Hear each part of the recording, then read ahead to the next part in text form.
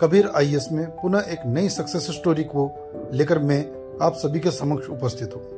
आज हम चर्चा करेंगे राधिका गुप्ता की, जिन्होंने बिना किसी कोचिंग के यूपीएससी परीक्षा क्रैक की और आईएएस बनी। आप सभी जानते हैं यूपीएससी परीक्षा भारत की सबसे प्रतिष्ठित परीक्षाओं में से एक है, जिसके बाद उम्मीदवार देश की ब्यूरोक्रेसी का हिस्सा बनते और प्रशासनिक जिम्मेदारियां निभाते। इस परीक्षा ने भारत में कई ऐसे लोगों की सफलता की कहानियां लिखी है, जिन्होंने अपनी मेहनत और लगन से सफलता का रास्ता देखा है।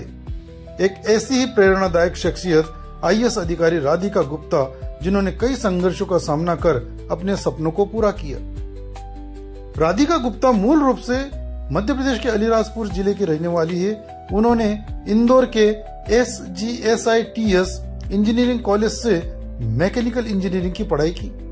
डिग्री पूरी होने के बाद उन्होंने दिल्ली की एक कारपोरेट कंपनी में नौकरी भी की। नौकरी करते समय उन्हें एहसास हुआ कि उनका असली सपना आईएएस अधिकारी बनना है। इसी दौरान उन्हें दिल्ली के राजेंद्र नगर के बारे में पता चला, जो यूपीएससी के कोचिंग इंस्टीट्यूट का हब माना जाता है।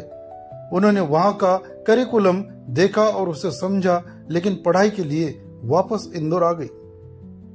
राधिका ने बताया कि चूंकि कोटा में जेईई की कोचिंग ली थी, इसलिए उन्हें कोचिंग सिस्टम की अच्छी समझ थी।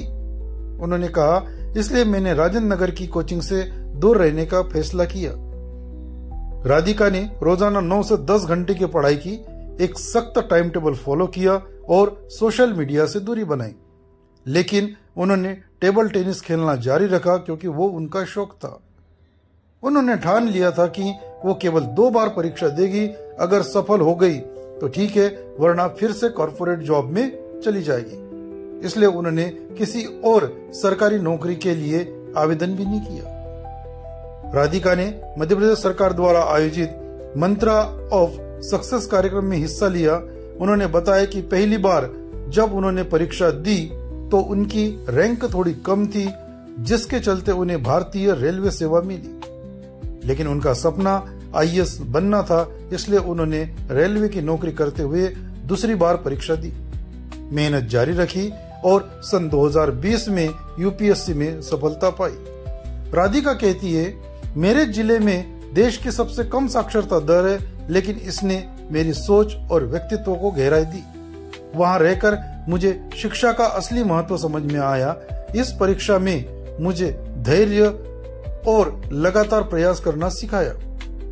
अगर सब्जेक्ट की बात करें हम, तो राधिका गुप्ता ने यूपीएससी में एंथ्रोपोलॉजी मानव शास्त्र को अपना ऑप्शनल सब्जेक्ट चुना और ऑल इंडिया 18वीं रैंक हासिल कर आईएएस बनी।